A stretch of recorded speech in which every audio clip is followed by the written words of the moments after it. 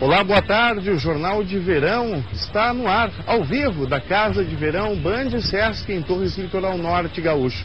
A temperatura neste momento é de 26 graus. E o sol volta a brilhar no litoral gaúcho depois de 4 dias de chuvas intensas para a alegria dos veranistas. A Praia Grande, aqui em Torres, está movimentada desde as primeiras horas da manhã. Ele demorou, mas apareceu para a alegria dos veranistas. Depois da chuva, durante o feriado de Ano Novo, a chegada do sol pela primeira vez em 2009 fez com que a Praia Grande, em Torres, voltasse a ficar colorida. O movimento começou logo ao clarear do dia. Está sendo muito bom, hoje está bem quente, só a água que ainda está suja, né? Mas vamos esperar que melhore. Maravilhoso, amigo. Pelo menos hoje, né? Estamos curtindo bastante, que os outros dias foram tristes. Apesar da bandeira do salva-vidas estar vermelha, indicando que o mar está impróprio para banho devido às ondas fortes, muita gente decidiu ir para a água. Dá para tomar banho, não está muito fria não, está bem gostosa, assim, de temperatura está boa, só tá muito sujo, né? O que não faltam são alternativas para recuperar o tempo perdido. Enquanto alguns preferem ficar na areia para saborear as delícias que o verão oferece, outros tiram fotos para recordação. Ou curtem tranquilamente um som enquanto descansam e ganham um bronzeado. E mesmo com a liberação do trecho da BR-101 em Maquiné, que cedeu por causa das fortes chuvas que caíram no litoral norte, o DENIT vai monitorar outros pontos onde o asfalto pode ceder devido à grande quantidade de água que desce dos morros. Em Santa Catarina, o bloqueio ainda deve se estender pelos próximos dias, porque o nível do rio Araranguá, ele baixou mais de 1 metro desde a madrugada até agora, mas ainda continua interrompendo o trânsito na rodovia. E agora nós vamos aos estúdios da TV Bandeirantes em Porto Alegre. Quem nos traz as informações lá é a Carolina Guaidas. A polícia investiga as causas que levaram um ônibus a tombar na RSC 453 em Garibaldi, na Serra Gaúcha, na manhã de hoje. Uma criança morreu e mais de 20 pessoas ficaram feridas. O repórter Leonardo Lara tem as informações. O trânsito na BR-101 só foi liberado na tarde deste domingo, depois de 24 horas de interrupção. Os técnicos do Departamento Nacional de Infraestrutura de Transportes avaliaram os estragos e fizeram a reconstrução do trecho no quilômetro 62 em Maquiné. O asfalto cedeu devido ao grande acúmulo de água da chuva que caiu entre quinta-feira e sábado. O trânsito de veículos de passeio e ônibus foi desviado em Maquiné e Morro Alto. Os caminhões foram impedidos de passar até a liberação da pista. Apesar da chuva ter acabado, a possibilidade de novos problemas na rodovia continua. O DENIT está monitorando pelo menos outros 100 pontos da rodovia onde a água desce com grande intensidade dos morros e pode causar novas erosões, principalmente num trecho de 20 quilômetros entre Morro Alto e Terra de Areia. Existe bueiros, né, mas como a rodovia encontra-se em obras, né, todos esses bueiros estão sendo monitorados, né, alguns serão refeitos durante a obra, né, e para terem condições, né, de suportar as chuvas, né, da região. Em Santa Catarina, a BR-101 continua interditada em 2 pontos no trecho sul devido às chuvas do fim de semana. No início desta manhã, a rodovia tinha cerca de 1 metro de água nos quilômetros 409 em Araranguá e 404 em Marajá. A alternativa para seguir viagem é entrar em Criciúma e seguir até Forquilinha pela SC 446. Bom, você acompanhou aí as informações dos transtornos causados pela chuva no Rio Grande do Sul e também em Santa Catarina no retorno desse feriado prolongado. Agora você confere esse acidente que deixou pelo menos 20 pessoas feridas na Serra Gaúcha.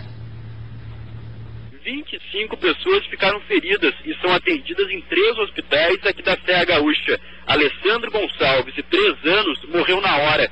O ônibus fazia a rota Soledade Bento Gonçalves, quando por volta das 5h30 da manhã, o motorista teria perdido o controle da direção e o veículo tombou na RSC 470. Segundo algumas vítimas ouvidas pela Band, a maioria dos passageiros não usava o cinto de segurança no momento do acidente. O motorista já prestou depoimento e foi liberado. A polícia investiga as causas do acidente. De Garibaldi, na Serra Gaúcha, Leonardo Lara para o Jornal de Verão.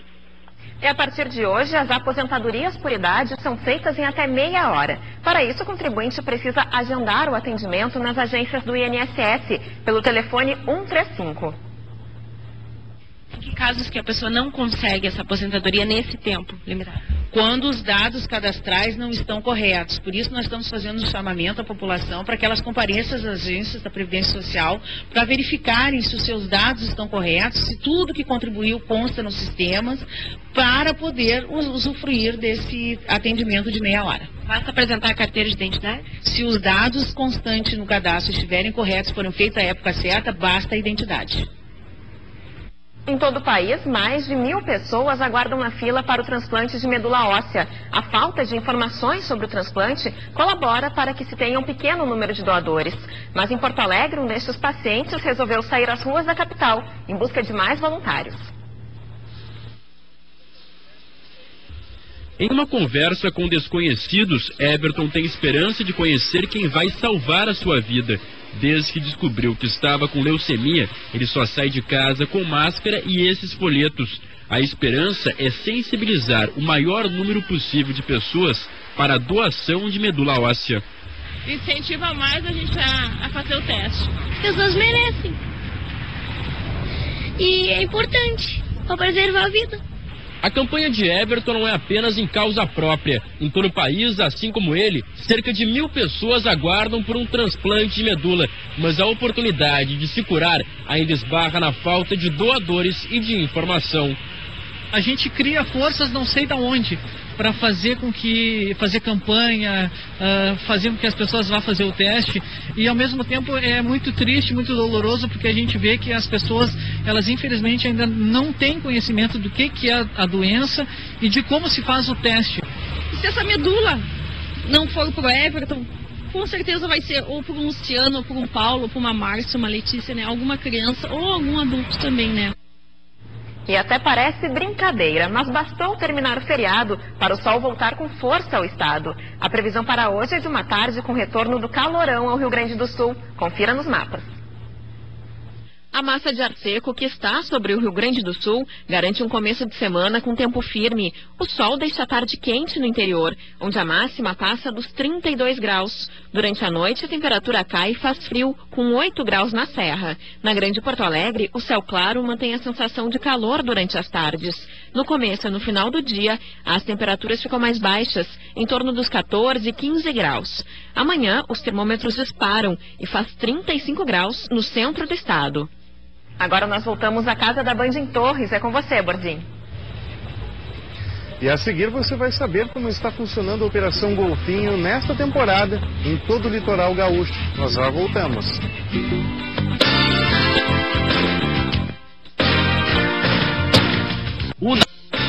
Jornal de Verão.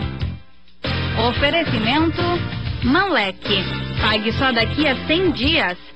Secretaria da Saúde, Governo do Estado do Rio Grande do Sul, coragem para fazer.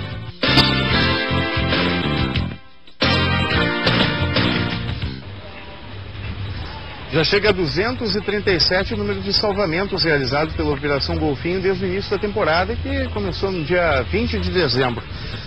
O número é cerca de 40% menor do que o mesmo período do ano passado. Já o número de óbitos é maior. Até agora, morreram 5 pessoas vítimas de afogamento. No último final de semana, ocorreram 7 salvamentos, 6 deles no litoral norte e 1 em um balneário no interior do estado. E para falar sobre a Operação Golfinho, está comigo o comandante do Salva-Vidas de Torres, capitão Jefferson Eco.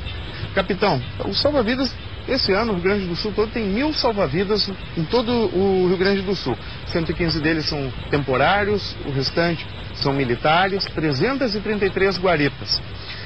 Mas mesmo assim acontece, como a gente viu aqui, mais de 200, quase 240 salvamentos. O que a pessoa deve fazer ao chegar na praia? Primeira atitude antes de entrar para o mar. Bom, nós temos um serviço de salva-vidas que funciona para coibir isso, né? O objetivo desse serviço é propiciar ao banhista uma condição de banho daquele local, daquela praia naquele dia. Então ele que se valha do serviço, ele que consulta o salva-vidas, que pergunte da condição daquele mar, né, da condição do dia, né? O salva-vidas está perfeitamente apto a dar para ele a condição do dia naquele local, naquela praia, e para isso a gente indica por bandeiras. Aos que não venham conversar com o salva-vidas, não buscam orientação direta com o homem, ele pode sim consultar as bandeiras que tranquilamente vão dizer a condição do dia. O mar não é todo mundo que tem a obrigação de conhecer, né? Questão de ondas, enfim, profundidade. Agora, As bandeiras salva-vidas é bastante fácil, porque elas têm as mesmas cores que os semáforos, as sinaleiras que a gente encontra nas ruas. Então, vermelho, amarelo, verde, gostaria que você explicasse como é que funcionam essas cores das bandeiras salva-vidas. Claro. O objetivo é justamente, pelas cores do semáforo, fazer aquela analogia de bom, mais ou menos, e ruim. Por isso estão as bandeiras. A bandeira amarela, né, é uma bandeira intermediária. Então, atenção para a bandeira amarela. Antes disso vem a verde. Então a bandeira verde, ela dá uma condição mais própria para banho. Por quê? Porque as correntezas são fracas, né, tanto a correnteza lateral quanto a corrente de retorno, ela é fraca, os buracos são relativamente rasos. A condição de um banhista se livrar de uma situação de risco, uma condição dessa, é bem fácil, por menos afinidade que ele tenha com água, né?